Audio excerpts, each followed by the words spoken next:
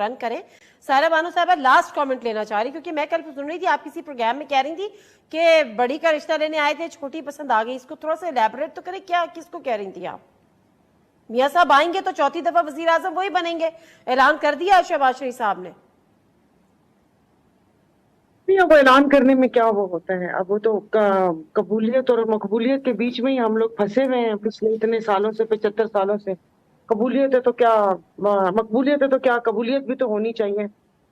और ये सब सब कहने की बातें हैं। और ये बस इन्होंने जो बोला ना, उसमें दिमाग में इतनी सारी चीजें आ गई हैं कि सब गड़बड़ हो गई हैं। अभी इन्होंने बोला है कि नहीं, एक सेकंड, आप ये कह रही हैं कि नवाज शरीफ साहब की कबूलियत नहीं है। एक सेकंड, मकबूलियत है, कबूलियत नहीं है नवाज शरीफ साहब की?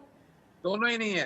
हाँ जी, मुझे ऐसे लग रहा है वो कुछ अच्छा, दोनों ही नहीं है। ये तो खैर आपका पॉइंट है, मैंने बात कि वो करी है। कहते हैं ना, आपका ख्याल हो सकता है, लेकिन तो मन भाए।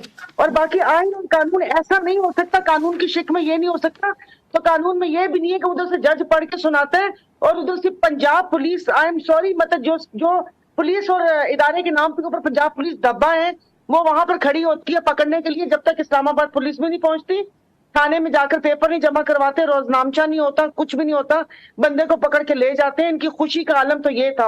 और इनके इतने बड़े बड़े सीजन पॉलिटिशियन और इतनी उम्रों के, आप जरा ट्वीट तो देखें आप उनकी। टाइम बिल्कुल खत्म हो गया, टाइम बिल्कुल खत्म हो गया। किस मुल्क में हम रह रहे हैं, कभी